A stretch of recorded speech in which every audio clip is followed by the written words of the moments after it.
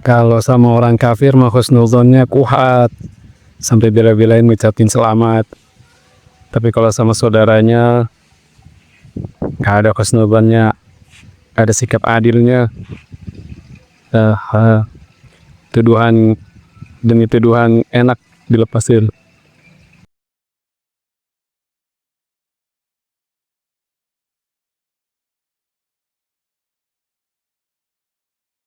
Mereka nggak mau tuh orang-orang ini nih, nggak perlu saya sebutkan nama kelompoknya ya, menyebut Nabi Muhammad dengan kata Sayyidina itu nggak mau. Khawatir katanya terjatuh pada musyrik. Padahal itu hadisnya sedemikian jelas. Nabi mengatakan dalam hadis, Ana sayyidu waladi Adam, wala fakhr. Nabi yang mengatakan begitu. Aku kata Nabi, sayyidu waladi Adam. Aku adalah pemimpin, tuan, gitu, imam dari anak cucu Adam. Sayyid, yang mengatakan sayyid itu Nabi sendiri.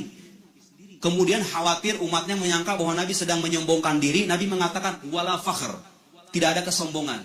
Nabi mengatakan begitu untuk mengabarkan ke umatnya, wahai umatku, aku ini imam kalian, aku ini sayyid kalian. Jadi kalau kita baca salawat sayyidina, di salawat kita memuji Nabi setinggi langit, itu gak jadi masalah.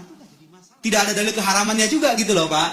Ada nggak dalil keharaman yang mengatakan kamu wahai orang tidak boleh memuji umat? Gak ada. Mana ada Salafi mengharamkan penggunaan lafaz Sayyidina secara mutlak. Kalau di lafaz adzan, sholat ada, tapi kalau di luar itu ya nggak masalah. Sebagian ustadz yang saya hadiri kajiannya, ketika memulai kajian dia membaca salawat pakai lafaz sayyid, masalah.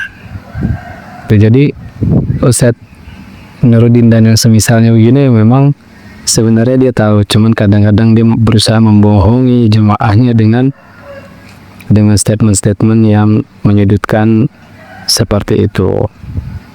Ya, cuman ya disayangkan biasanya yang mendengarnya pun ya manggut-manggut aja. Ya karena kebanyakan mayoritasnya sepaham. Karena mayoritas di Indonesia ini pahamnya Asy'ari, ya kita semua tahu Asy'ari mayoritasnya musuhi dakwah salafiyah. Tinggal bikin kajian nyerang-nyerang salafi pasti rame, pasti banyak pendukungnya ya. Tapi ya biasanya nggak lama, karena fitrah manusia menghendaki senang dengan yang benar, bukan senang dengan yang seru-seru. Jadi di Indonesia ini kan mayoritasnya pahamnya itu ya kan, tinggal nyari maunya mereka. Tidak ada yang sampai pengharuman, apalagi sampai bilang karena mengucapkan Sayyiduna Muhammad terus syirik. Orang ini perlu mendatangkan bukti kalau mungkin yang dimaksud adalah sebagian dari mayoritas atau semuanya dari kalangan salafiyun membaca lafaz salawat dan sebagaimana yang diajarkan, Allahumma sholli ala Muhammad wa ala ali Muhammad dan seterusnya. Ya itu lebih ke mengikuti apa yang diajarkan.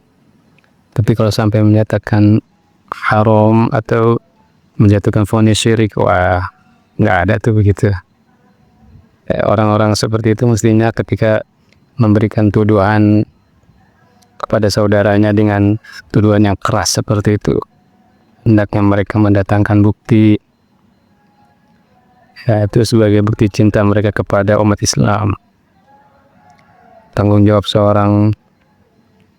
seorang yang dianggap alim. Ya sekali lagi, ya kecuali mereka cuman ingin mengejar kecintaan manusia, ya tapi keumumannya mereka begitu sih ya, sulit. Nah, ini saya lagi ziarah kubur nih, tuh ziarah kubur kan, aduh jangan bohong mulu lah jadi orang ya, jujur yang adil. Sama orang Kristen, sama orang kafir, adilnya hebat banget. Bila-bilain ngucapin selamat. Ucapan selamat kepada saudara-saudara kita umat Kristiani. Sama saudara sendiri fitnah mulu. Ya, kasih contoh yang baik buat jamaahnya. Ya paling kita cuma menyampaikan kepada Ustadz Nuruddin yang semisalnya, berhentilah untuk membohongi pendengarnya. Ya, berlaku adil. Walaupun mungkin kalian membenci kelompok tersebut, ya sampaikan sebagaimana mestinya, bukan sampaikan sebagaimana maunya pendengar. Karena semuanya akan ada pertanggungjawabannya kelak di yaumil akhir. Ma yalfidhu min qawlin illa ladaihi raqibun atid. Ustadz Nuruddin lulusan Al-Azhar, ya, pasti tahu ayat tersebut, karena bagi mereka kan hafal Al-Quran itu standar dasar. Hafal standar dasar pakai disepet.